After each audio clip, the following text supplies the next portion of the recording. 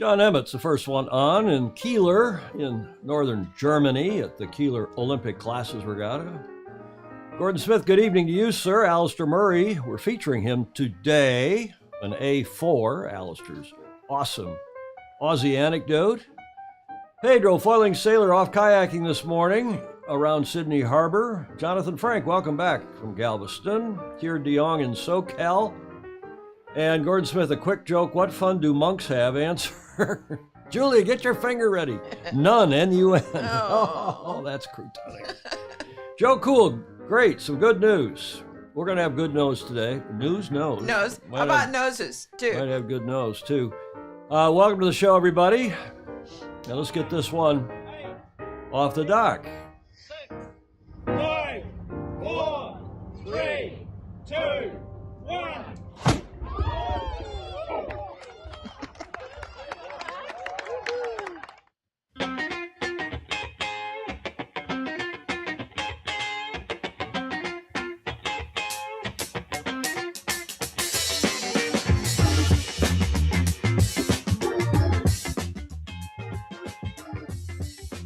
Pindar showing off his French. Bonsoir, too. He's still, maybe still in Geneva. I don't know. Ed Worley, audio is out. I hope it's not out. Texas, is the audio sync out? I don't think so. Greetings from Bayou, La Barre, Clayton Embley. Must be down in Nolens, Louisiana. Everybody's saying hi in their native language. John Lamberts Van Buren checking in from Holland. Nice to see you, John. And who else is on here as we get going? Hope the audio's okay. Normally is. Welcome to Studio B here at the Beach Street Yacht Club for show number 531. My co-host, the Commodore of the Beach Street Yacht Club, is here as usual. I trust you're well, Julia? I am, fortunately. Market's up 700 points, at least the Dow is.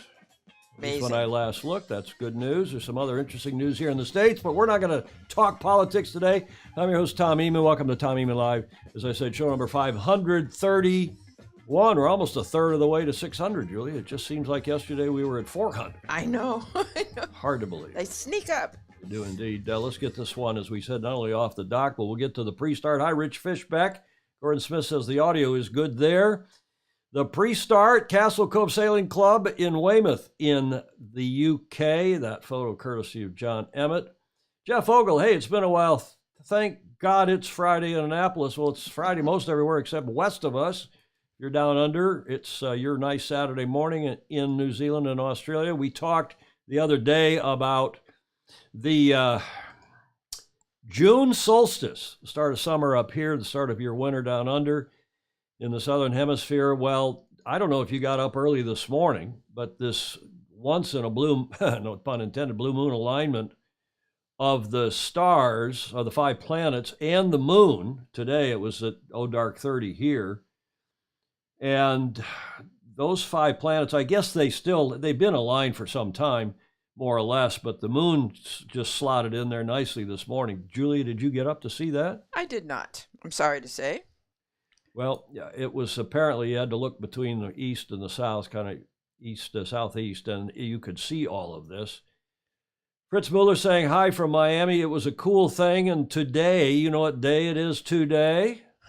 Speaking of the planets, if not the stars, it is World UFO Day. Oh, apparently they celebrate it twice on June 24th and again on July 2nd, coincident with whatever UFOs were seen on those days back in the day, I think 1947 it goes back to, but let's don't talk about that. Let's talk about what's way more interesting, which is the midsummer holiday, particularly in Sweden, but all over Europe and beyond. It's the second biggest after Christmas holiday in Sweden, 24th of June, midsummer. And if you've ever celebrated it there, it's a hoot. And they have these big poles that they stick up. And of course, there's different customs in different countries, particularly Christian countries, Catholic countries, but we'll get to that in a second. Midsummer is a celebration of the season of summer, usually held at a date around the summer solstice. It's traditionally the 24th, some places it's the 23rd, or even the 25th. It has pagan, pre-Christian roots, as we would say in Michigan, roots in Europe.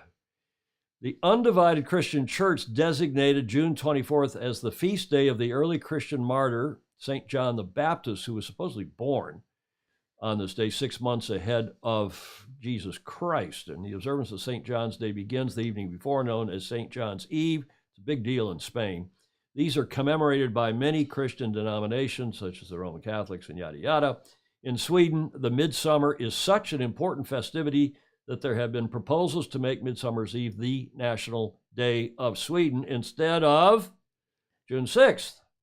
In Finland, Estonia, Latvia, Lithuania, Midsummer's Festival is a public holiday. In Denmark and Norway, it may also be referred to as St. Hans Day. And of course, if you're celebrating it, at least the women, the ladies like to don these very festive flower garlands, wreaths.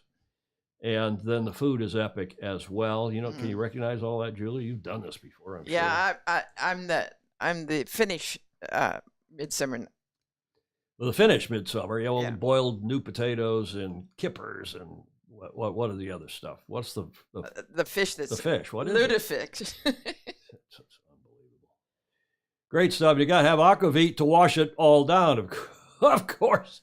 Now let's go to this poll because this is the thing that everybody wants to recognize. And is that a phallic symbol, or is that a Christian cross, or is it something else?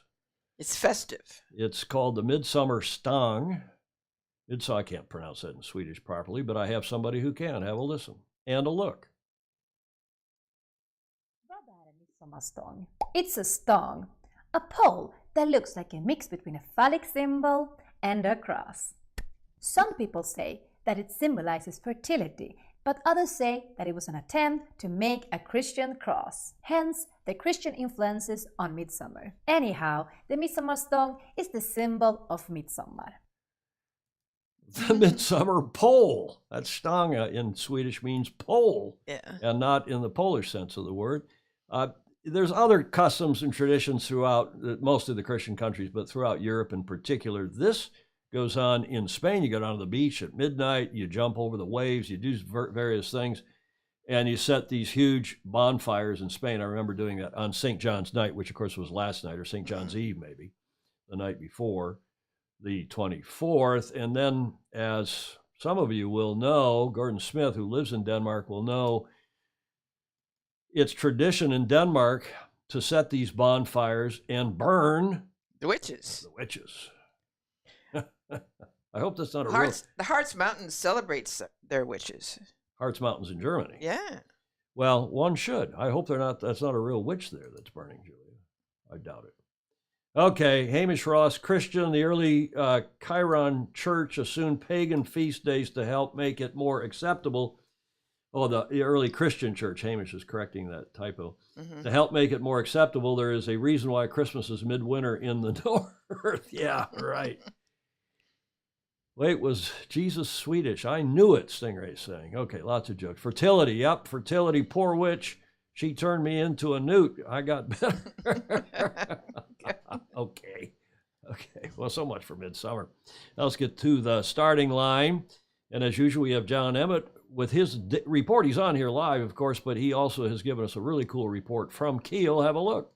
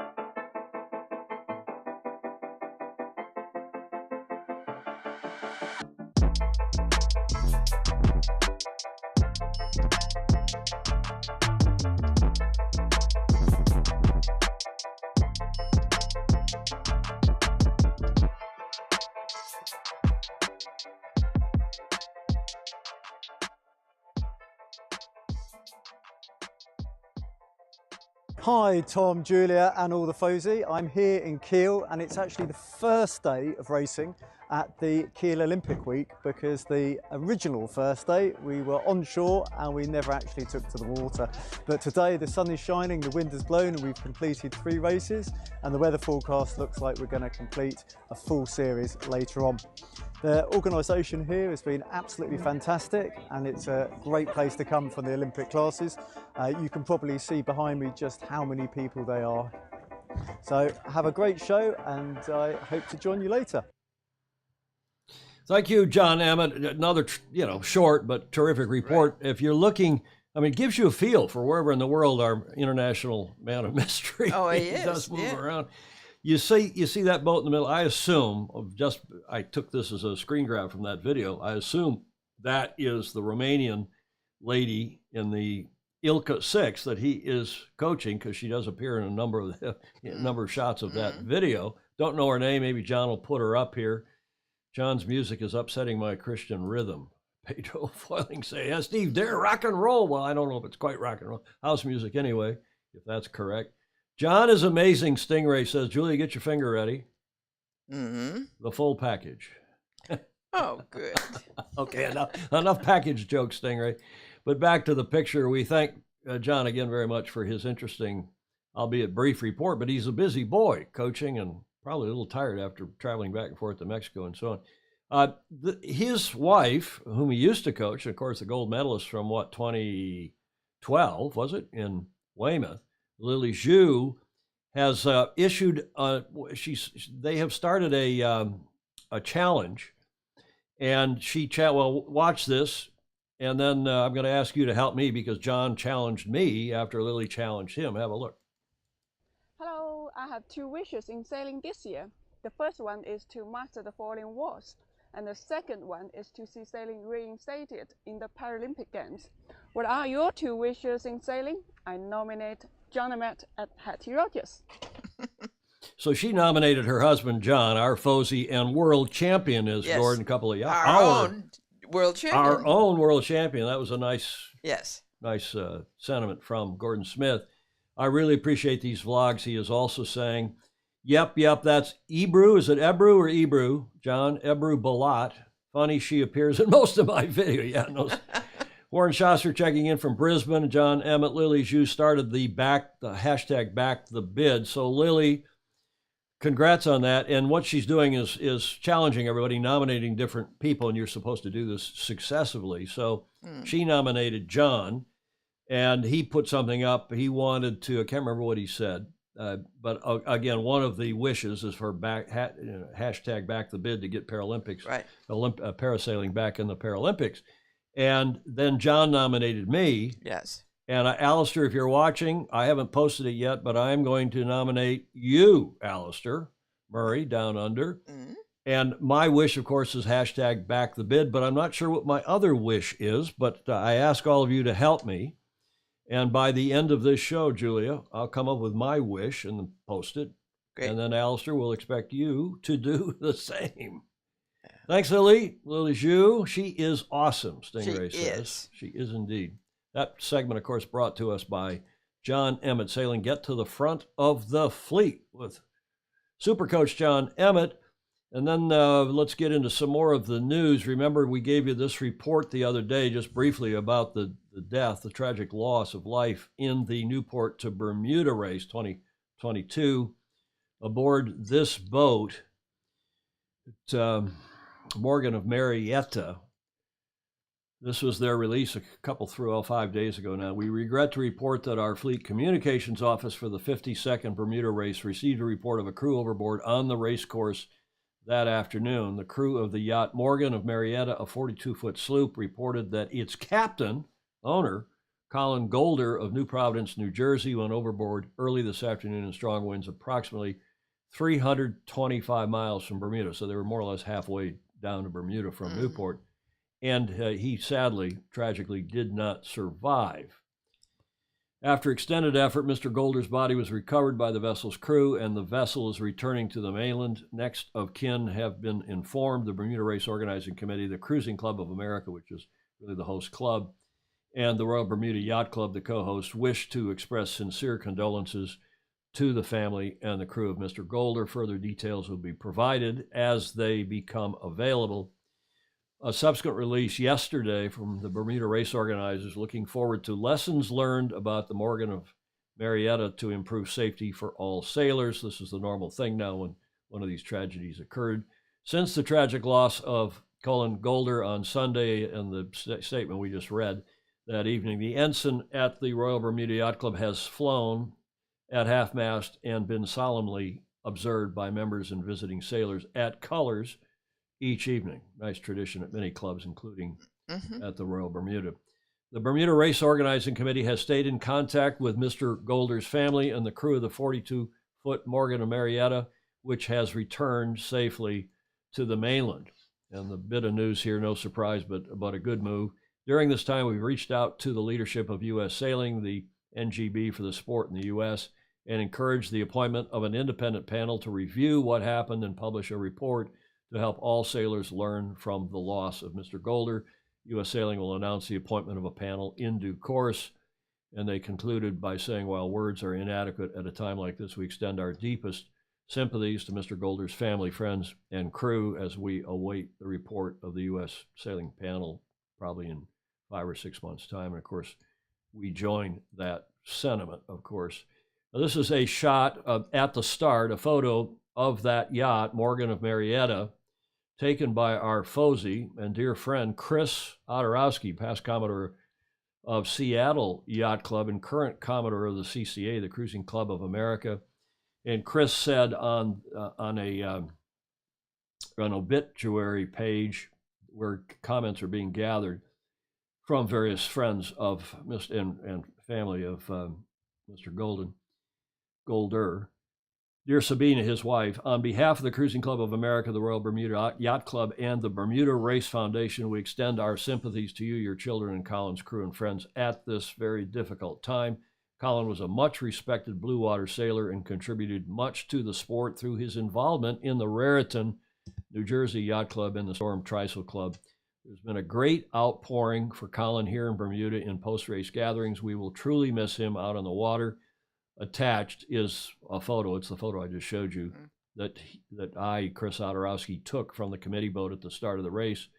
And that is from our longtime friend and Fozy, Commodore Chris Otorowski, past Commodore of Seattle Yacht Club and current Commodore of the Cruising Club of America. A brief obit, Colin G. Golder of New Providence, New Jersey, passed away on June 19th at the age of 74.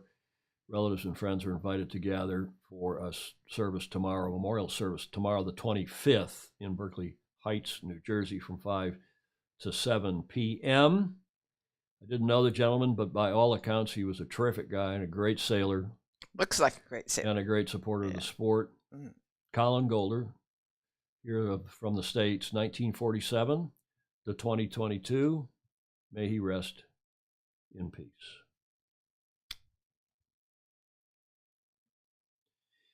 Okay, sad news, but we want to lead with that and then get into what is really cool news about the Newport Bermuda race we were telling you about the other day, and that is that the most prestigious trophy has been won by some other, and oh, by the way, I should say before we leave that last segment, Julia, I really hope that we're going to get Chris Otorowski, who's our dear friend. He's almost exactly the same age as I. He's either was born a day before or a day after, I think, way back in 1904, yeah. 1853, I think it was. But Chris, I hope to get him on the show, not to talk so much about that, but just about the whole race and about the CCA and the Cruising Club. And he'll be up here in November, one hears. Oh, good. For a certain occasion. Yes. But bravo, Zulu, to Sally and Stan Honey and their team aboard Illusion, this Cal 40, which is just a fabulous boat in the modern history of our sport.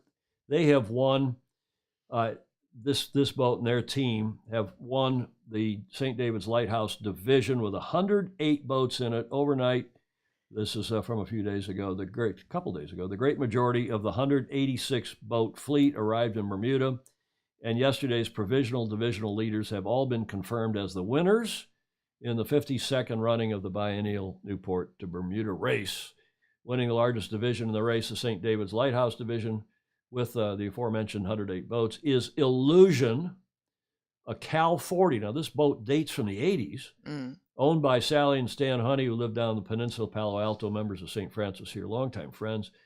Illusion's victory is the 4th time a Cal 40 has won the St. David's Lighthouse Division, following on from Vincent Learson's Thunderbird in '66. Oh, I guess the boat's even older than that, than the 80s. Peter Rebovich's Senior's Sinn Fein in 2006, and again in '08. So here's Sally and Stan on the right. And you know who that is on the left? Olympic medalist Carl Buchan from up in Seattle, one of the best sailors to come out of this country, medalist in the '84 Olympics, and racing with '84 Olympic gold medalist Carl Buchan, fellow Cal 40 owner Don Jesberg, who's from here, Julia, from Belvedere over in the East Bay, and multitasker Jonathan Bird Livingston from Richmond up in the North Bay. As Bauman, Illusion completed the 635 nautical mile course with an elapsed time of 87 hours and change, good for a corrected time of 51 hours and change, and a decisive victory of more than 2 hours over Andrew Clark's from Greenwich, Connecticut. J122 Zigzag. Jim Murray's from Lake Bluff, just outside of Chicago, Lake Bluff, Illinois. This Pac 52 Callisto, the divisional line honors winner, finished 3rd, just 15 seconds astern of Zigzag uncorrected. Now, this was their final hurrah on Illusion. They've sold the boat to Stan's nephew, Julia, and we'll tell you more about who Stan's nephew is, but he is the son of our Vice Commodore here at St. Francis. Aha. As you may know. I didn't know that. Sally says the conditions were perfect for our boat, and we had a pretty good navigator on board. Had Sally, referring to her record-setting husband, Stan. Stan chose a really good course, and the conditions were just what the boat loves. Heavy air reaching a lot. We got into a Gulf Stream eddy and stayed in it for about 7 hours. That gave us a good boost. We managed to stay in the wind most of the way down. We had a couple of light spots, but nothing like the later boats. Sally Honey said that they hit a top speed, this is a Cal 40, of 22 knots.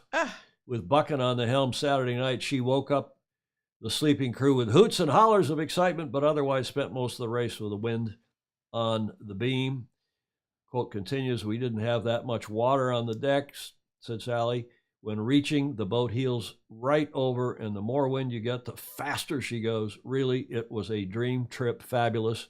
I wouldn't change anything. Oh, it does sound wonderful. Yeah. Well, Julia, look at this boat and tell me if that's the same boat. In 2003, you recognize the background? It's your favorite state.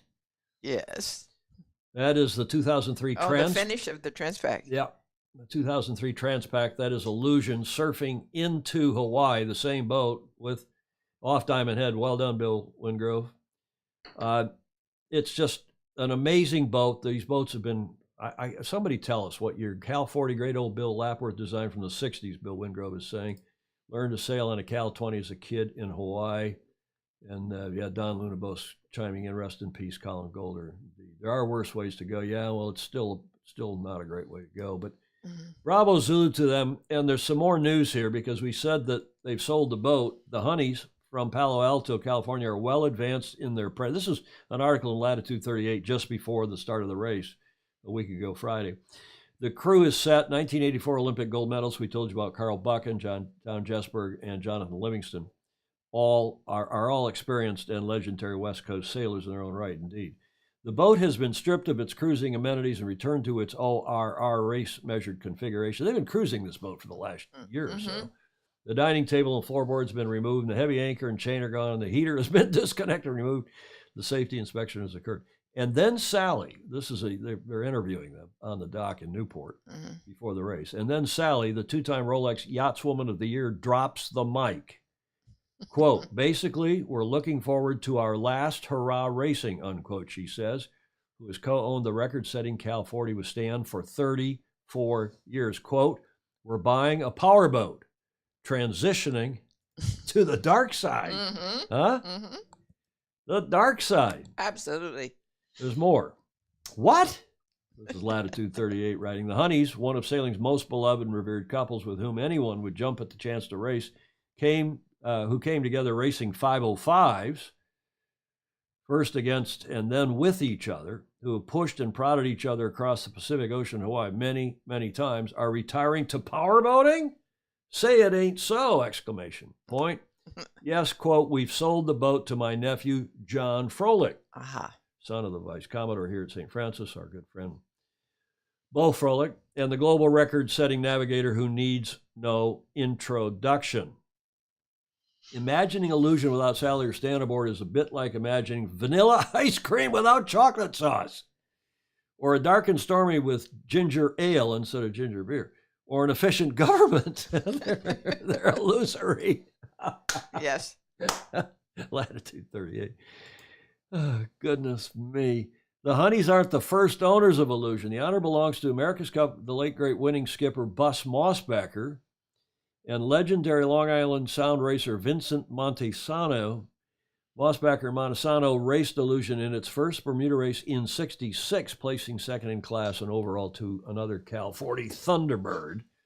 The Honeys bought Illusion in '88, and after some 20 years of winning championships in the high-performance 505 dinghy, they progressed to Illusion because the 5.0 was becoming a bit more physical than was needed. Quote, we bought Illusion as a cruising boat because we'd been racing 505s for 20 years, but somehow we couldn't stop racing. Over to the dark side go Stan and Sally Honey, two of the great, most fun, most interesting. Of course, Stan, not only the world-class navigator, but the inventor of the grid on the what we watch now, Liveline, what we watch on television, along with many other things. One of the brightest guys we know in the sport. What school did he go to, Julia? Oh, I just can't remember. Can't remember. Say it ain't so, Jonathan Frank is saying. Yeah. Bill and Fabulous Garage. I think Gordon Smith's talking about Hewlett-Packard. The Hewlett-Packard guys. Stan Honey has been appointed to the AC-37 Measurement Committee. Stingray's reminding us. Yes, indeed.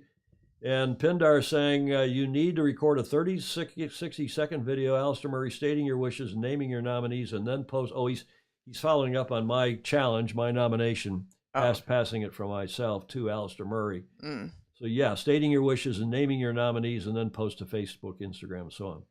I've gone to the dark side, too, but still own more sailboats than smelly ones, Alistair says. Will do. Thanks, Andrew. Yeah, that's the explanation. Bravo, Zulu. Congrats to Stan and Sally Honey. We'll get them on the show, too, when they get back here and get settled up. Maybe we'll do a segment from their new stink pot, their new powerboat. Thanks to Sean McNeil for that photo, which appeared along with others in latitude 38. That's a big West Coast, at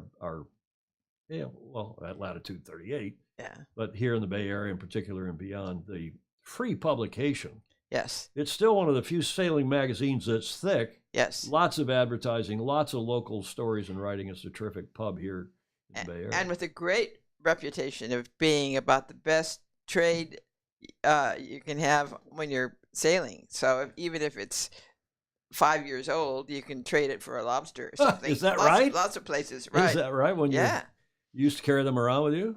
Sure. So instead of taking the nails out of the ships, like we said on the Tuesday show, in return for sex, you could trade a latitude 38? Yeah. Oh, Julia, you are a racy co-host. So I've been told. Tell the story. Julia had a doctor's appointment the day before yesterday, and I drive her over there, and they're asking, well, how's Julia doing? She's getting out a little bit, and I said, she's just fine. She's my co-host, two live television shows a week. She comes down from her apartment upstairs, and she's my landlady, and she comes down here. And the guy, he kind of waves it off and says, and then he comes in, excuse me, you're hosting a live show? He thought we were watching a live show twice a week, like we were getting together to watch the afternoon soap opera or something on your TV. And we showed him a picture of the studio, and he goes, wow. Oh, you got a real studio. Yeah, a real studio. Little does he know it's our spare bedroom here in the Beach Street Yacht Club. Okay, bravo Zulu to Stan and Sally. Fabulous people. Great stuff. Let's get through one other segment before we get to Alistair. This day in history, yachting, sailing related. And this guy was maybe a maximal crouton. I don't know. But he started out as an Italian. The story is about him and what he did on this day, on the 24th of June, 1497. Here's your first clue, Julia. And that is the gentleman. Vasco. No, it's same era, close, more or less. That is, he was born Giovanni, I guess, Caboto. He's Italian, who then he had bad debts and he left Italy. Oh, He ran around the corner to Valencia, Spain, and other places, and then tried to get them to redo the harbor. He had a design for how to redo the Valencia harbor. yeah. And apparently took on some more debts and then fled to England, where he became known as John Cabot. I never knew that. I didn't either. Somebody says, looks like another Henry. St. John, Newfoundland. Well done, Bill Wingrove. Amerigo Vespucci, no. Fritz Miller. Two, of course. I don't know what that means, Pindar says. So here's your second clue, and that Bill Wingrove has it, St. John, Newfoundland. I don't know if it's St. John. It's a bay called Bona Vista Bay. I don't know if that's St. John or not, but that's where John Cabot's statue is, overlooking Bona Vista Bay, which must mean good view in Italian, in Newfoundland. So David Richard Moore says, sounds like he would have been a great AC dude going from one pile of debt to another. Well, that is John Cabot. He's considered the first European to land on the North American continent since the Vikings did in what, the 1100s, 1200s? When were the Vikings up in that corner of North America? Cabot rose to prominence as a Venetian merchant who traveled widely. After leaving Venice due to bad debts, he reached England by way of the aforementioned Valencia in 1495. But in a year, in 96, he was granted a royal patent to search for new lands under the flag of England. He must have been some sales guy. Yes. By King Henry VII. Cabot departed from the port of Bristol in 1497 aboard his ship, the Matthew, and reached the coast of what is thought, some typos in this is not my doing, this is a cut and paste, is thought to be Newfoundland in June of 1498. He returned to England and was rewarded by the king. Now, this last sentence is fabulous. Cabot set off on another voyage in 1498, but was either unsuccessful or lost at sea. I mean, that's like, it's not one or the other. If you're unsuccessful, you're unsuccessful. If you're lost at sea, you're unsuccessful, right? Right. So I think the or should have been and or something. I'm not a logistician. So on this day, this is the punchline. In 1497, John Cabot claims Eastern Canada for England, believing he has found Asia. Must have been those natives looking like he thought they were Asians. I don't know. Yeah, he changed his name again. Yeah. Stingray says he left Venice this past October with really bad debts, too. Oh, Wingrove, he said he knew about this because we have this day in history on our local radio morning show, and this was one of their topics. Well, that's good. I won't, Bill, I wasn't listening to your radio station. I didn't steal it from them. But we have this day in history, this day in history website that we refer to, and that's what happened on this day in history, on the 24th of June, 1497. He discovered Asia for England. Well, why not? Well, they were all looking for Asia because they knew it existed, having traversed there by land. And they figured, well, if the Earth really is round, if it's not flat, we ought to be able to go the other way and get to Asia. Little did they know there was a big 2 continents, North and South America, in the way. Okay, let's get to Alistair's lovely, awesome Aussie anecdote, and it's really a challenge for all of you. We talked about it. We hinted, not even hinted. We talked a little bit about it on Tuesday's show, and this is Alistair talking into the camera. I love it for 14 minutes. I'm going to run the whole thing, and then we're going to talk about what he's challenging us to do at the other end of this video. Have a listen. G'day, Tom, Julia, and all the Fozy on Sailing Illustrated. Welcome to Alistair's awesome Aussie anecdotes. We'll call that AAAA. I've shaved specially for the occasion. Take note, John Emmett.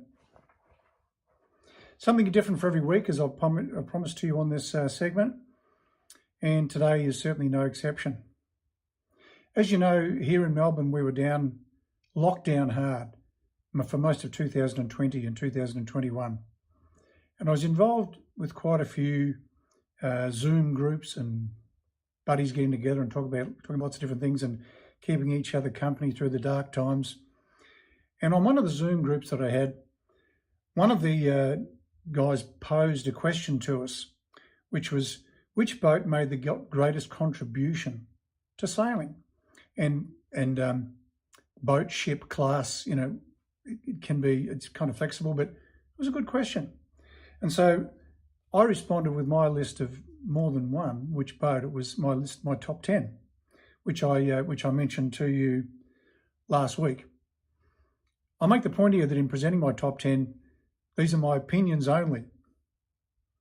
And because they're opinions, I guess by definition, they can't be wrong. You can disagree, but they're my opinions. Yours will differ, and I'm sure this will lead to an interesting segment on Sailing Illustrated, and I'll look forward to hearing what other people come up with. So let's try and be clear on what I considered the criteria to be. The greatest contribution. That means having had the most impact on getting people sailing and or raising the profile, the interest level in sailing by sheer weight of marketing, image or fame. You know, the sort of boat or boats or classes that has everybody talking. And that might not necessarily lead to people taking up sailing, but raised the profile and contributed greatly to the sport through their fame. Sailing Illustrated will largely have a US following. I know we've got friends, foes all around the world. So many famous US boats and classes won't necessarily be well known worldwide, and this might surprise some Americans. But examples of this would be, to me, boats like Merlin, Windward Passage, the Sunfish as a class, big one design keelboats like the Tartan 10 and the Cal 40, the Melgus 24, and I know that they're based internationally, but these are, to me, somewhat US centric. There are some very strong and famous classes that are incredibly popular, but amongst relatively limited devotees. And you know, it's not taking anything away from them, but to me, examples of this would be the Finn, the Soling, the Dragon, the Star, the Etchells, 420 and 470. They're all unquestionably brilliant. There are famous boats, you know, like Stars and Stripes. Going back, Sir Haley, Sir Robert Knox Johnston's boat, Wild Oats 11, Comanche. They didn't make my list. There are the world's fastest boats, like Yellow Pages Endeavour, which held the world sailing speed record for a long time, Vestas Sail Rocket, High Dropped Air. But they didn't turn people outside sailing on. They just, to me, they turned sailors on. And there are very specific and specialised boats to me, like the TP52, the J class, the International America's Cup class, 12 metres. You know, they're very purpose designed and built. To me, they're too limited. So here's my top 10. And this is not by design, it's kind of just the way it worked out, but it's interesting that my 10th to 7th are all individual boats, and my 6th to 1st, in other words, you know, the top of my list, are classes. So let me know, we'll see what we think at the end of it. In 10th place, and I know this will surprise you, we're going back to 1869, and it was a big boat, it was a ship. It's the Cutty Sark. I've got the Cutty Sark in 10th place. A square rigger. She was famous for her sailing capabilities, sailing boat, setting all sorts of sailing records between England and Australia towards the end of the era of commercial sailing, when commercial sailing was under threat. And these records took many decades to beat. She once sailed 363 nautical miles in 24 hours and hit 17.5 knots. You know, back then, pretty incredible. And Cutty Sark has continued to inspire sailors by being on display, most famously at Greenwich. And I've had the pleasure of being there. So she made my list. 9th, I tossed up here. I struggled to come up. I had Gypsy Moth 4, Sir Francis Chichester's boat, and Joshua Slocum's Spray. I've nominated Gypsy Moth 4.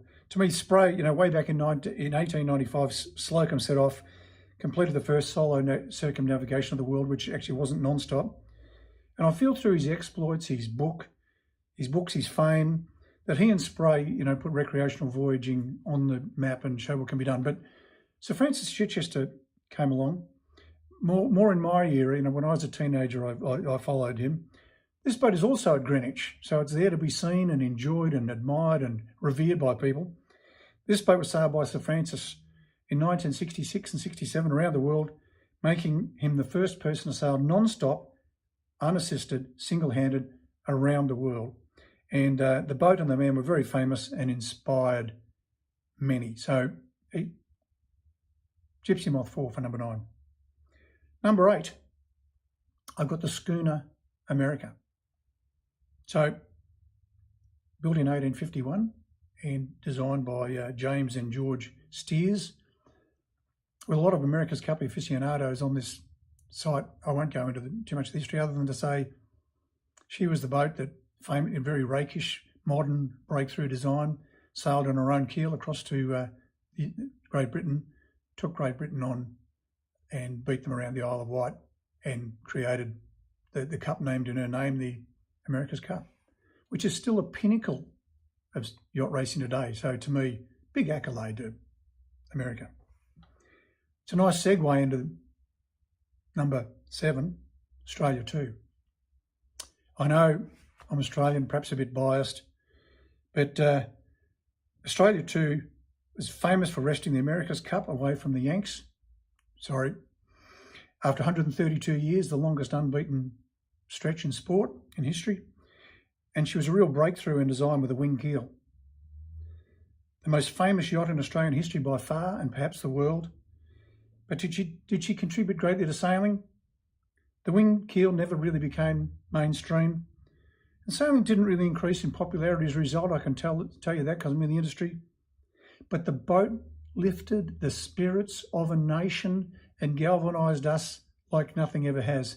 And if people today are asked to nominate their most famous, most memorable sporting moment in Australia's history, a lot of people would still come up with the America's Cup. That's individual boats. 6, 5, 4, 3, 2, 1 are all classes. 6th, the Optimist. With 200,000 plus, official optimists, and probably many times more than that unofficial, it's the world's biggest class. It's introduced so many kids to sailing. Its simplicity and its huge fleets sets it apart. We've got fantastic photographs of 500 of them on a start line together and more.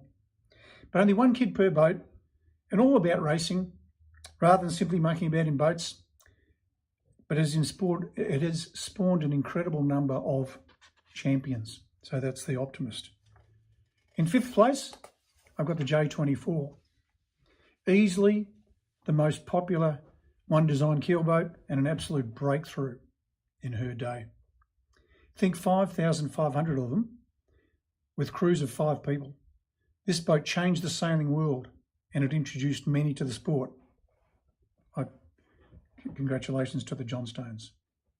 In 4th place, and this might be a bit regional because I don't think there's that many of them in America, but in 4th place I've got the Mirror Dinghy. The Mirror has introduced an incredible number of families to sailing, and it's changed the dinghy world by introducing the stitch and glue method of ply construction that became common in many other classes for home building. Mums, dads and kids took to the water affordably and learnt the use of main, jib and spinnaker. If you haven't read the book, The Incredible Voyage of Jack de Crow, do so now. And Tom, get the author, Sandy McKinnon, on your show as a guest. But the Mirror Dinghy was sponsored by the Mirror newspaper and it introduced many thousands of people to sailing. In 3rd place, I've got the Moth. The Moth has been around for about, I think it's 80 years. 2 class rules. I think it's 3 actually. I think it's got to be a monohull and a 2 monohull with a maximum of 80 square feet of sail. And look at what's happened. I think the strength of many boats is their one design status. The strength of the Moth is its development status. And it was the first class to really make foiling mainstream. And look what's happened in the world of sailing because of foiling. So there's not that many Moth sailors in the world really, but look at what it's done to turn people on, inspire them to new thinking, generate ideas going in different directions that all around foiling. The Moth is the dinghy that started it all. And to me, the most incredibly exciting, fabulous little boat that a person can sail. And like you look at Tom Slingsby winning worlds, a couple of worlds in the Moth, you've got to be the world's best dinghy sailor to be winning in that. So number 2, similar vein. I know John Emmett will like this, the Laser. With around 220,000 boats and Olympic status, the Laser has been incredible. Its simplicity, stainless rig, strict one design and affordability have introduced many people to sailing over the past 50 years. Yes, it's 50 years old. Well, and you know, it's a bit like Volkswagens. Everybody owns a Laser at some stage in their life. Everybody from a sailing household. So Laser number 2. So that brings me to number 1. Drum roll. You can hear that. Very poor drums. Anyway, I've nominated, and I'm sure you'll be interested to hear what I've come up with, and I think it's worthy. I know it is. Number 1, the Hobie catamaran. If I've got to nominate specific, it's the Hobie 16. The Hobie 16. The Hobie 14 was an incredible concept and breakthrough, but then along came the 16, which introduced sailing into couples. You know, it was basically guys sail 14s and then couples. Every Hobie 16 was sailed by a couple, so introduced women. Look at the innovations which can be attributed to both 14 and 16, but coloured sails, the first really brightly coloured sails. Asymmetric hulls, so you didn't need dagger boards. Kick-up rudders, so you could sail it straight onto the beach. It's the perfect beach toy, and 135,000 Hobie 16s have been sold. Most to young couples and to people, into Californians, you know, just wanting to be cool. You know, I lived in Newport Beach, California in the 80s, and every second beachside mansion had the Hobie at the dock as a cool, colourful, beachy status symbol. I was selling blocks and shackles to Hobie from 1980, and at their peak they were building 1,200 catamarans, Hobie 16 catamarans a month, plus all the other models they were churning out. I remember with a great deal of joy delivering RF 635 quarter-inch stainless steel shackles, 30,000 at a time. Man, those were the days. So many people have copied the Hobie. There's like local brands here include Murray Cat, Windrush, Caper Cat, and there's many others, but only the Hobie is still going strong, and you'll still find them at resorts everywhere, and it's become the generic term for a beach cat, is the Hobie. So the Hobie phenomenon, to me, changed the world of sailing, and it introduced thousands to the sport with its innovation, its status, the niche it carved out, how cool it became, and it's the culture that developed from it with its regattas at exotic locations and everything that it entailed. It was a sexy thing, the Hobie cat. So there's my top 10. It'll be an interesting discussion. I look forward to the debate and hearing what other people put forward. So in terms of Sailing Illustrated, that's my AAAA for this week. And in terms of a discussion about what classes or boats meant the most to you or you think contributed the most to sailing, all I can say is let the games begin. Thanks all. Bye. Brilliant. Absolutely. Yes. Oh, fantastic. Yes. Absolutely. Yeah. Fantastic top 10 tier. DeYoung is saying. Julia, what do you think? You're first witness. No, I think it was brilliant. Yeah. No fin, no star. No. They're relatively small classes. I mean, compared to what and Alistair's talking about. Somebody said the Black Pearl. Who mentioned the Black Pearl on here? Yeah. Said, oh, that's because of the movie. Well, that was the movie more than the Black Pearl. So I keep going. Yeah, no, I always think of Hobie as being born in my neighborhood. Because you're from SoCal, you're down there. Yeah, Hobie and- Alder he was down in L.A., and of course he was a surfboard maker. Yeah, He just passed away, what, 3 years ago? yeah.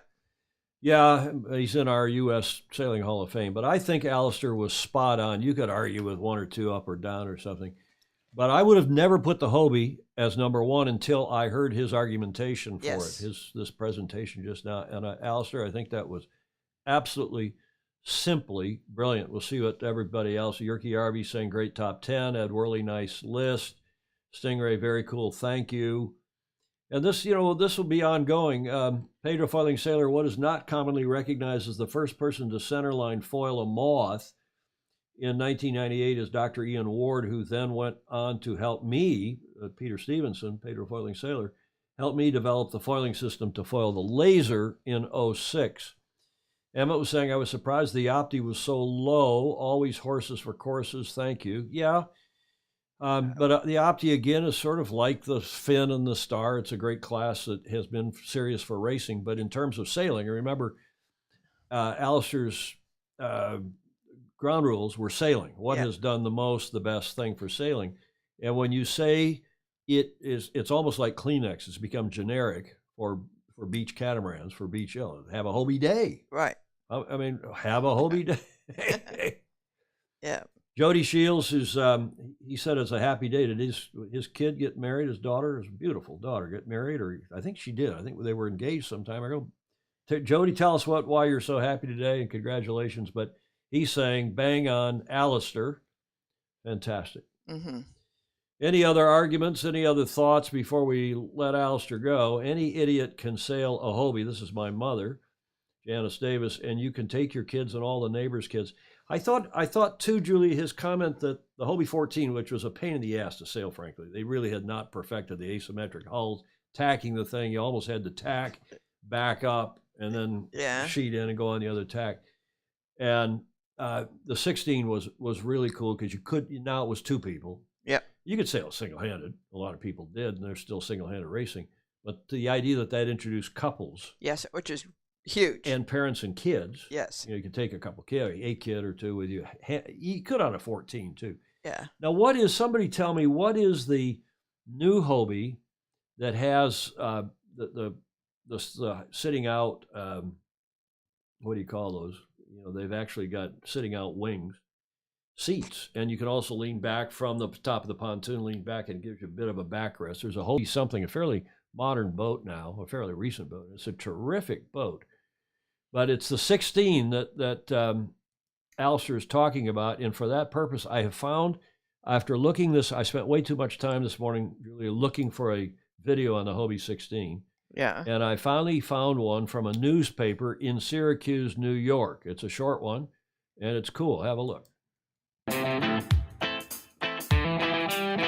Got a regatta on a lake in New York.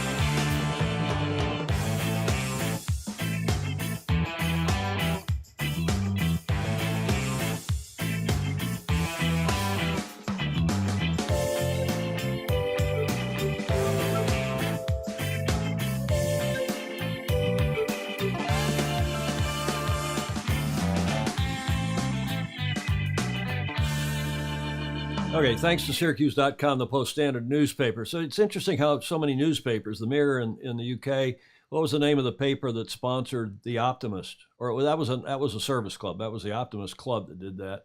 The Detroit News sponsored the DN, the ice boat. But thanks to this newspaper for sponsoring that little video. Now, I couldn't help myself. I got a Tom's. a new tangent. A new tangent. Tom's goes off on another tangent, just briefly. But apropos that video and wanting to know where that took place, that's in Lake Oneida, I think it's pronounced, in upstate, more or less, New York. Now, do you know which of those lakes is Lake Oneida? No. You know the Finger Lakes? Yeah. Okay, that, of course, is the Big Great Lake. Erie. No, that's Erie. That's Ontario. Ontario. That's Toronto. Okay. That's Toronto. Rochester is right. Rochester, New York's about here. These are the so-called Finger Lakes that were left by the retreat of the glacier, right? Mm-hmm. This is not a Finger Lake, technically. That is the Thumb, they call it, and that is Oneida. Oh, it is. That's the state of New York, and you can see Long Island down there. So this is a digression. But up there is Oneida. Mm-hmm. You see it there in the upper right corner, just above Syracuse, New York, and then the Finger Lakes, all of which are good sailing lakes. But Oneida, which I've not sailed on, I've sailed on Canandaigua, raced any number of those others, Skinny Atlas, and that's where Oneida Lake is, just FYI, and it's the largest lake entirely within the state of New York with a surface area of nearly 80 square miles, 207 square kilometers, and it's yada yada. Okay, so you get the idea where that is. We had to have one of my tangential tacks. I think that was another fantastic segment from our Fozy, Alistair Murray, with one of Alistair's awesome Aussie anecdotes. I don't know if that's by now number 5 or 6. I don't know. Well, it was terrific. And I don't count John's either, John's videos. Yeah. But he must have done better part of 75 or 100 by now, hasn't he? I don't know. Thank you, Alistair. Terrific stuff. Oh, by the way, I go back to that picture. You see what he's leaning on? I just did. You see what he's leaning on? Yeah, Australia too. That is Australia 2's keel, which is out in WA. It's out in Perth in a museum out there. And that's what it looks like. Those are not real sailors, but it's pretty cool. I was there for a funeral, Warren Jones's funeral. Dyer Jones and I and a few others went from Auckland up to Perth to that funeral. And that museum is well worth visiting. That boat, as Alistair said, that boat is still in that win in '83 by Australia 2 by Alan Bond and Co. John Bertrand. That is still, whenever they do Australia's greatest sporting achievements, greatest moments in sports, by the Sydney Morning Herald or any of the papers, that's the paper that gets, that's the event. Yeah. That win in '83, September of '83. I remember it because we were cheering for them to win. You were? Yes. What a crouton, because you wanted to go to Australia. No, because the New York Yacht Club had stolen all our sailors and all our money. You mean from St. Francis? From St. Francis to win the cup for 3 or 4 times in a row, and that was enough. You were cheering for the Aussie. Well, we were, and the whole place just burst into cheers. Great. Okay, interesting stuff. Jody Shields says, my daughter and her fiance are in Uganda, where they sponsor a child. They wanted to raise some money to take an entire class on an excursion. The amount of support for this is in the past 24 hours has blown my mind. Now they have focused on raising enough money to purchase steel bunk beds to replace the timber ones the kids currently have, which are giving the kids bed bugs. A simple gesture from us and making a massive difference to kids' lives. As I said, a very proud daddy. Well done. Oh, and nice. Remember, his daughter, I think, passed through Cape Town. Yes. And Ted Ryman looked after his daughter and fiance. Yes. Which is another, I'm sure that Ted and Jody probably never met except here on the show. What a great group we have.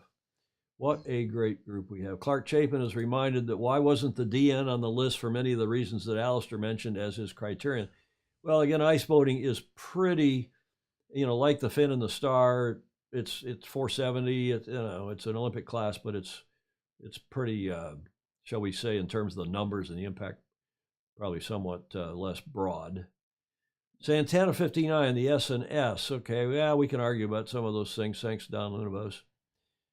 And my mother chiming in. And Pindar saying another newspaper important involvement in sailing was the Observer. Yes, the O-Star, the observe a single-handed transatlantic race, which they sponsored.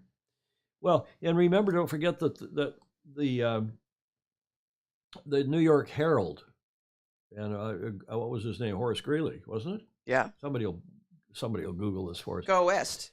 Well, but he also, and the New York Herald, sponsored and followed various America's Cup endeavors, and was by sending reporters, and really helped contribute money because they needed copy. Yeah. You know, in those days, it was. Now today, our television stations, our streamers like us, Yeah, sponsoring television shows. Pedro Foiling Sailor Australia 2 was displayed in the Sydney Maritime Museum, and then came along the Western Australian government and stole it for their museum. Mm-hmm. And now, Stingray, my mother, back and forth. There's no future in that for me. There is a future for Australia too. Go to that museum if you ever are in Perth, out in WA, Western Australia. Go check it out. It's a very cool. It's sorry that it got stolen from Sydney, but it was representing the Royal Perth Yacht Club of WA, Western Australia. Yeah. Thank you, Alistair, for another awesome Aussie anecdote. We'll look forward to the next one sometime, hopefully sooner than later.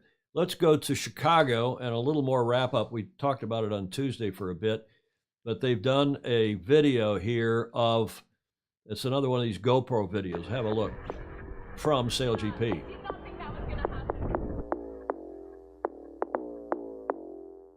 First round, knockout, talk of the town on the block now. Cash in, cash out, hands up, hand down. Who I move to man, you can't move to man. I hit him with that new Japan, samurai team, yep. I'm back with a martial art, back with a Basel spark. Shout out to my dog, come link me in the park. And we finna go hard, come from the left, come from the right, come from the south, you don't see me in a fight. If you wanna see me, then you know it's on sight. If I'm gonna see you, then you know it's on sight. Yeah, I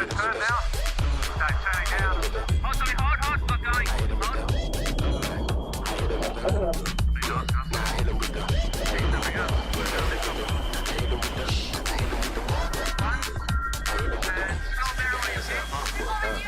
When I hit the bell, I go crazy.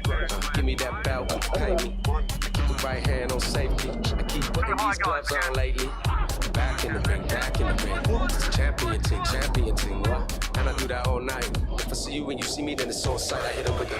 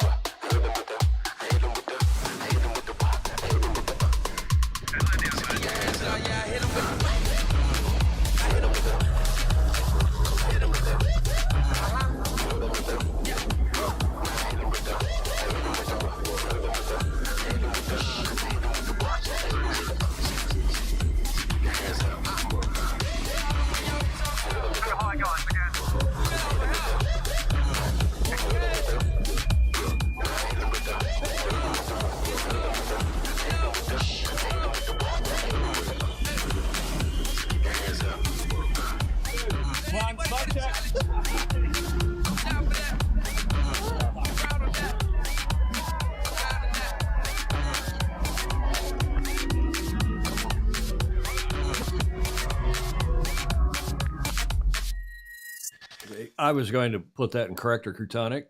Yes.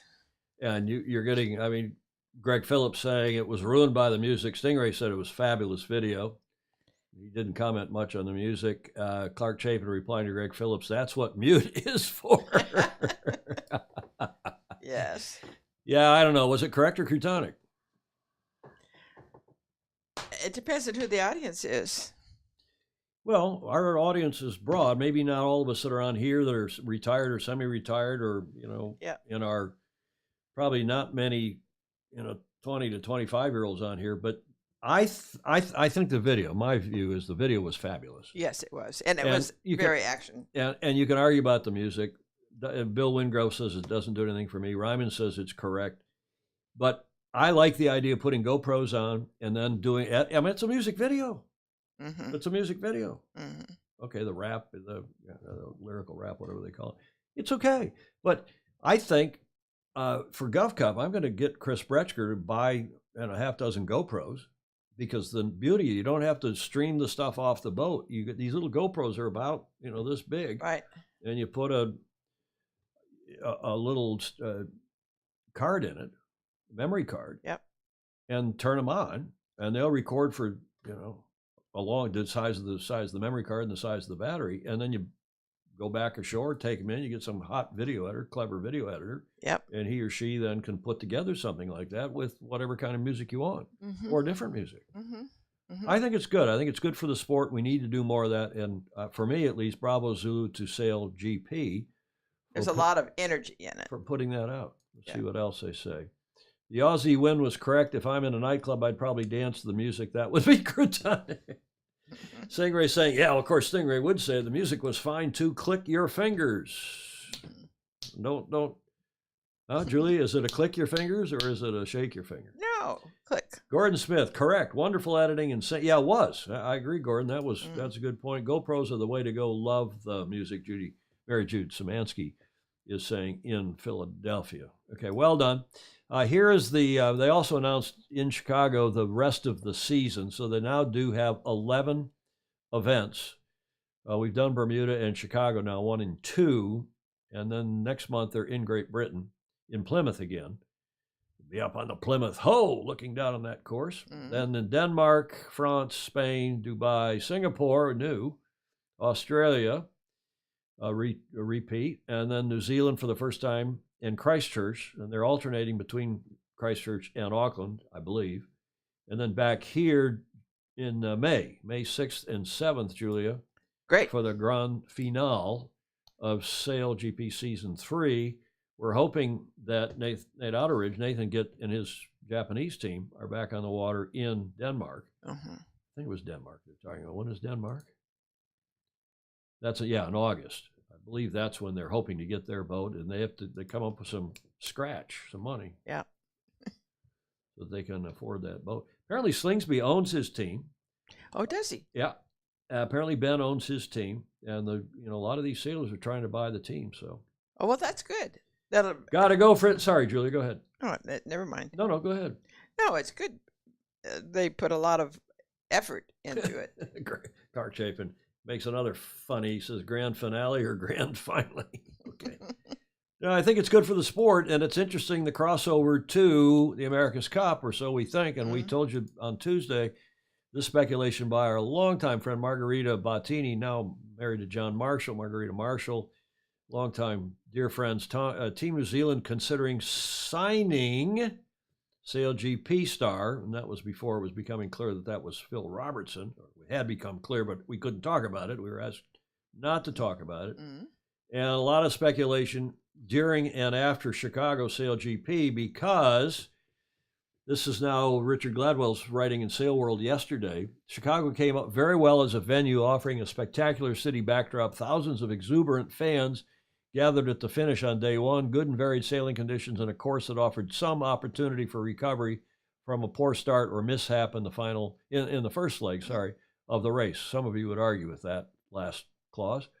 Racing was close, mixed up, and dominated by the Phil Robertson-led Canadian crew competing in just their second Sail GP regatta. The Crazy Canucks, as they're called themselves, made their second successive final, the final three. The same three teams, Oz, GBR, and Canada, made up the final in Bermuda and Chicago. Australia won, of course, both finals. Canada improved from third to second overall in Chicago. Now, what about Phil Robertson? Well, there he is in his lumberjack shirt, which he wore to the press conference to great aplomb. Bragging rights for both series live with this is Richard Gladwell still writing. Bragging rights for both series live with the Canada Sail GP team, the self-styled Crazy Canucks. As a rookie crew, they topped the leaderboard after day one at both Bermuda and Chicago, made the final at both events, and improved between series to dominate the first 5 races in Chicago. One of the litmus tests for judging a performance, other than seeing who topped the leaderboard, is to look at who they beat, Richard writes. In this context, Phil Robertson has a couple of world championships to his credit, match racing, but a 0 in the boxes for America's Cup and wins and Olympic medals, or indeed having competed in either of those prestigious regattas, even competed. He has not. Behind the Canada Sail GP, after 5 fleet races, were a slew of, behind the Canada, I think he means Chicago Sail GP, after the 5 fleet races were a slew of America's Cup winners. I beg your pardon, start over. Behind the Canadian Sail GP team, after 5 fleet races, were a slew of America's Cup winners, Olympic medalists, the defending Sail GP title holder, and multiple world championship winners. The Canadian, this is a key sentence that Rich, I'm excerpting from his long story of yesterday or the day before. The Canadian performance is one of David versus multiple sailing Goliaths. The crazy Canucks pride themselves on being disruptors. They have turned the form book inside out in just 2 regattas. But wait, there's more. For the first time in 35 years of America's Cup competition, Team New Zealand has signed 2 top helmsmen, Peter Burling and Nathan Outeridge. And with a nominal option on a third, Phil Robertson, as we were telling you, as Margarita Marshall was telling us, who is eligible to sail for the Kiwis by way of nationality. He's a Kiwi. Mainstream media in New Zealand are running the storyline that Robertson is hot to trot for the 2024 America's Cup. And as Stingray will tell you, there was an article which he sent me the link to. I'm not running it here. I guess it was the New Zealand Herald, an interview by Ray Davies, something, Stingray, to remind me about just that. Phil saying, yeah, if I got the offer, I'd sure go with ETNZ. Why not? Richard had a few more choice things to say. He's saying about Team New Zealand, many pundits believe that Team New Zealand had problems in its sailing crew based on the last Cup, where they were 3-3 after 3 days of racing against Luna Rossa, Prada Pirelli, and more recently the 10-0 finals scoreline in Sail GP. But it is early days for the 2024 America's Cup, and the current champions have plenty of options. Saying Team New Zealand sailors getting a paddy whacking. A paddy whacking, Julia. Yes. In the Sail GP is the best thing to happen for the Kiwis from a 2024 America's Cup perspective. It's better to be found out now rather than in the Cup. What do you think Richard knows? Does he know something he's not telling us? He's reading the tea leaves. He's got, ETNZ now has Nathan. Are they also going to get Phil? Maybe. And of course, they've already got an Aussie who's arguably the heart and soul of that team. We'll talk about him in a moment as well. That, of course, Richard Gladwell writing for sail-world.com, where he is the Kiwi, the New Zealand editor. Now, that was a long story, and I've just excerpted from a great story, as usual. And you know how Richard loves to go on. And he got some criticism in the very first comment at the end of that story, which I put up here for you now, from a guy called Dugald Sinclair, whom I don't know, but buy him a drink if you know him. He said, extraordinary, right at the end of Richard's article, extraordinary that a supposed comprehensive article manages to forget that, despite not competing in the AC, Australia has the pivotal team member in the New Zealand team in Glen Ashby, forgets to mention Outeridge is an Aussie, and that all the Australian GP crew are Aussies, not Americans, sailing for Ellison. Or that Goobs, Jensen, and Parko are the 2 crucial crew on Ainsley's boat. And they're all, wait for it, Australians. Yes, Richard, we've been saying they should be doing their own boats. Well, they should, but instead they are staffing many, if not most, of the other Americans. That was a great comment. If you know him, Dugald Sinclair, it's got to be the comment of the day. Yep. Did you notice? Oh, Stingray's making a comment here again, Julia. Did you notice Julia's eyes light up when patty whacking came up? Thinking of you, Stingray. Wave your finger at him. Next thing you know, he'll make some comment about packages. Why not? Why not, Stingray? Just you wait, Stingray. I'll get you. You never met him, have you? In person? No, I haven't. I have. Sooner or later, I'm going to out him.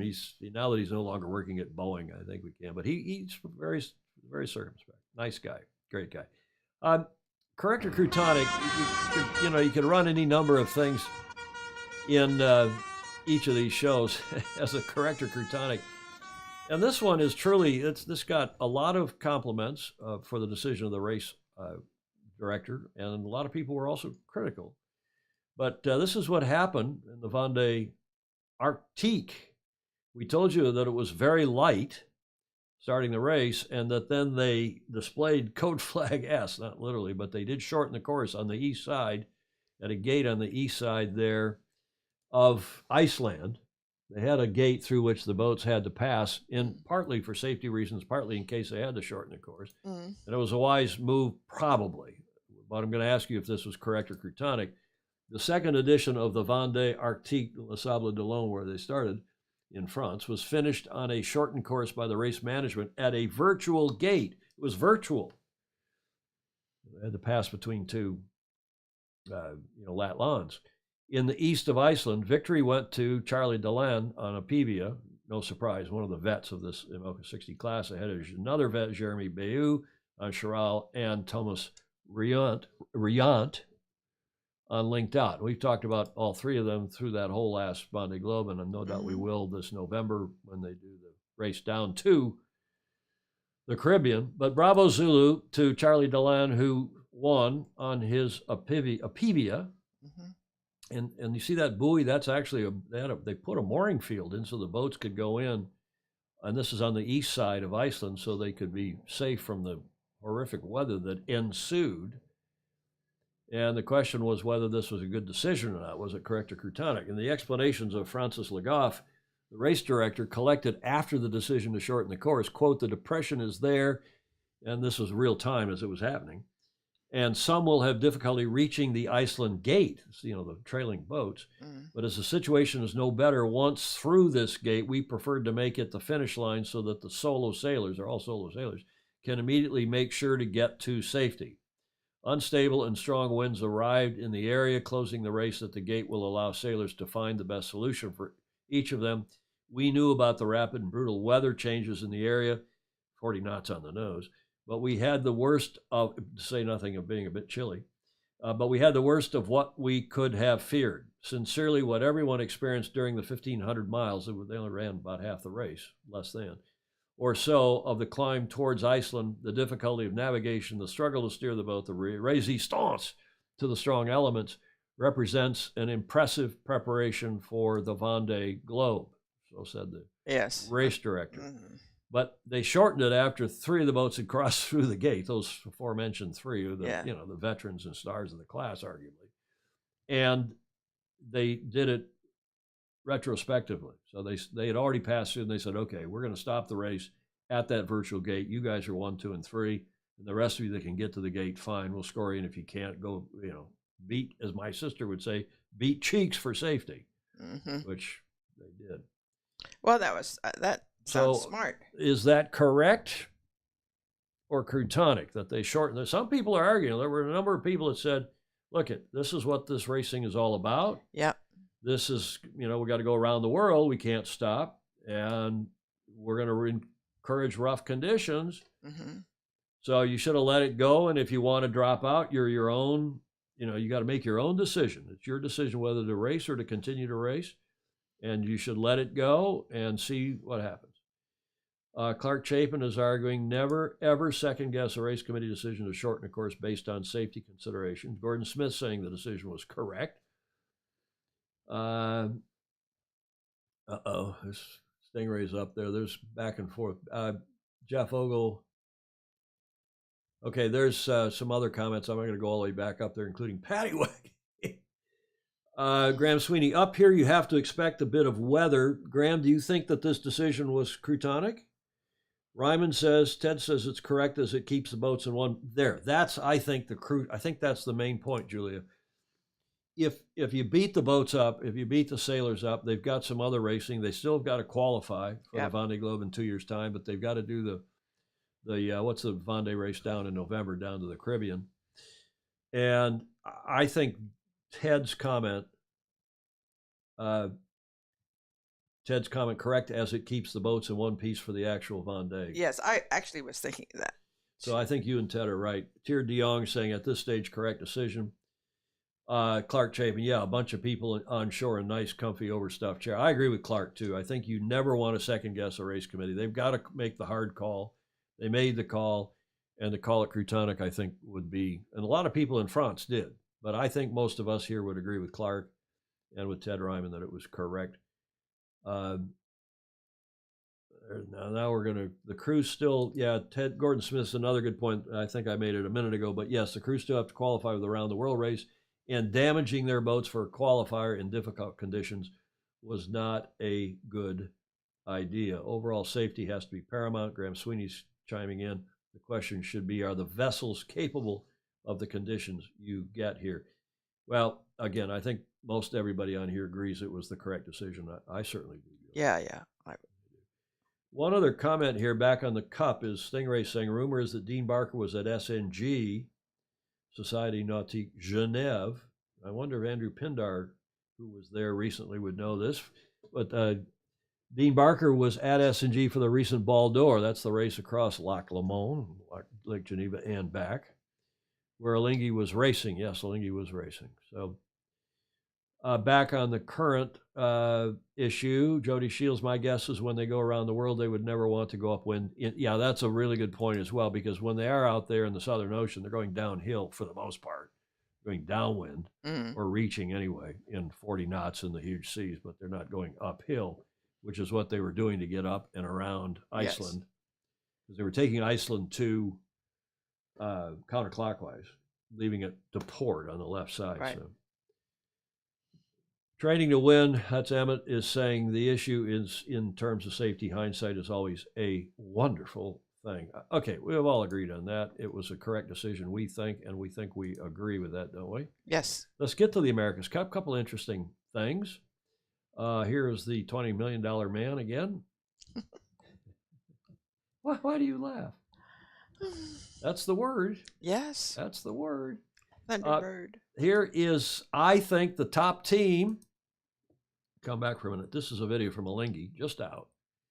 Maybe a few days ago, a video after we told you about their team members when they did the announcement of the team. Now they produced a video. But look at the, I mean, a good video does not a winning America's Cup team make. But look at the attention to detail. Look at the money being spent on this. And I still think this team is already very impressive indeed. Have a look. I know you've said that all the time.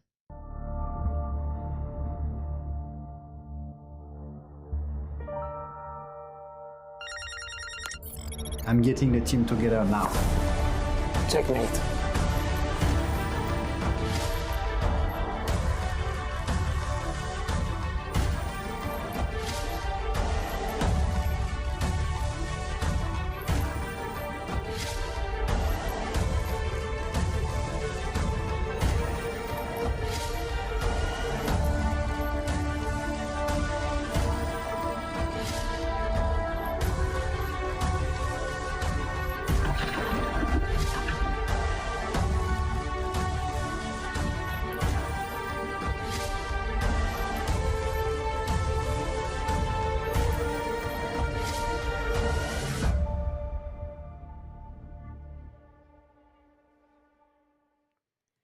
The race is on. I like everything about it. Yes. I like everything about it. And I won't say it again. Sorry to repeat, but I think they're going to be really good. Yeah, that film was excellent too. Okay, now back on the land speed record. Here's a new video out from ETNZ yesterday. Having descended up to 60 or 70. The wing's the only thing speeding us up. It's the engine. It's very similar to an airplane or a glider. It's like you chopped off half a wing on one side and literally stick it on top of the craft. It's fundamentally, it's It's a wing section creating lift. We use the flap on the tail wing to change the main wing element's angle into the breeze to generate driving force. But the faster you go, the less of that you need, because it's just going to create too much power. So by having a tail wing at the back, it acts a bit like a weather vane. So as the wind direction changes slightly, it just automatically self-trims and feathers to the wind. If we were to trim the wing with a conventional main sheet, it would take a lot of energy and a lot of focus from Glenn. We don't have stored energy on board, so with quite low energy input and without taking his hands off the steering wheel and concentrating on where he's going, he can, very easily trim the wing. The wing itself, Southern Spa's manufactured for us. We have to size the wing mostly optimised for its top speed. The size of our wing is 10 square metres, so that's smaller than the mainsail on an Olympic fin dinghy. And we're only allowed to push start by human beings, so we're trundling off pretty slowly to begin with. It's all about trying to ramp your acceleration curve all the way up through the speed range and climb up over that existing record of 203 k's an hour. It sounds easy to keep accelerating like that, but with the way that we encounter increasing resistance, Rich Jenkins did a very impressive job to put another 15 odd kilometres per hour on top of the record before that, and from what we know, that's a pretty big number in terms of a speed improvement, and it's going to be a really big mountain to climb to get above that 203 kilometres per hour mark. And while we've learnt a bit in testing here, we haven't had the luxury of travelling at those speeds yet, so there's a lot of unknowns out there for us. Another terrific video. I think the great explanations, good stuff. I really enjoyed that. And as Stingray's saying, Ashby needs an F1 style crash box roll cage in that contraption. Can you imagine being in there at 200 plus kph? Now that boat has been packed up, land yacht has been packed up, and it's being sent to the dry, somebody knows, I forget, but you all keep reminding me, the dry lake bed in Oz in Australia, where they're going to do this attempt, the speed record attempt, land speed record. The lake will be bumpy, yes, Stingray, probably. I think that design included that idea, that cage. Gordon Smith is saying, Clark Chapin, the fairing on the nose wheel looks like some sort of inflammation. Maybe some antibiotics could clear that up. Clark. Oh, Clark. Good stuff. That brings us to the D block. We're only an hour and a half in. Another short show, Julia. We're trying to do this, keep it under control. Whiskey, Tango, Foxtrot, and these are all submissions from the Fozy. Ted Ryman, thanks for sending this in. South Africa ends COVID curbs, all COVID curbs, yesterday, today, in fact, including mask wearing. Wow. So I don't know that we're ending COVID curbs here yet, Julia. Doesn't look like it. Not yet. So that's an interesting development. Now, this came from Greg Phillips, who's an Australian. So we mentioned he's on here today again. Thanks, Greg. You've sent me several. This is for you and me, Julia. Yep. Forget about organic food, the doctor says. At your age, we need all the preservatives you can get. Yes. Is that what your doc told you? At yesterday's appointment? Yes. Or the day before? All the help I can get. Dear. Now, this one, Julia, this is a finger shaker. You think this economy, this is the late, great, what's his name, Rodney Dangerfield. You think this economy sucks? The other day I put $20 in the gas tank and my car asked me, is it in yet? I saw that earlier. Okay. Al, I didn't say who sent it in because they didn't want to be exposed, so to speak. But it's funny. Okay, you got to have something. Yeah. This is a clean one from Mark Curtis here in the States. There's nothing better than, for some reason, this reminds me of J. Frederick Bland. James Bland, who down in Texas, is building a boat, and he's been doing it for months. He hasn't been on here in a while. I hope he's okay. His boat looks 1,000 times better than this one. Well, it sure does, and it looks a lot bigger, too. There's nothing better than messing about in boats unless it's napping in boats. You would agree with that. You love that ocean sound that we have. Oh, I do. The top and the bottom of the show. You should listen to that to going to sleep instead of watching the bloody TV. I've been waiting for you to send me the clip. I have sent you the clip. Well, I'll do it again. Finally, we have one more, and this is clean, sort of. Thanks to Bill Cook in Annapolis. He said, my ex-wife sent me this T-shirt for my birthday. It's so nice. We parted as friends. It's something to do with sailing, I think. Bless her. And we need a rim shot here for that one. Got it? No. The gas seems free on Sailing Illustrated. Yay, Stingray is saying. What do you give a girl who has everything, Gordon? Your phone number? Gordon Smith thought that joke was funny. You get it, Julia? So it's a British expression. This guy must be British. That's an anchor. Yeah. And with a W in front of the anchor, that makes him a wanker. You can shake your figure. Oh. I saved it for last because, come on. Okay, we have one more here at the finish line. I was thinking white anchor. A white anchor? White. White anchor. It's a white anchor. It's a wanker. Okay. Stop it. I can't. I'm such a Jew. My mother will not be amused. No. I'm not such a juvenile. At the finish line, U.S. Sailing has just put out U.S. Sailing is 125 years old this year. It started 1897 as the North American Yacht Racing Union. They put out a video. I was going to run this in Corrector Crutonic, but most of you think this brief video is correct. Tell me what you think. I rather like it. Have a look.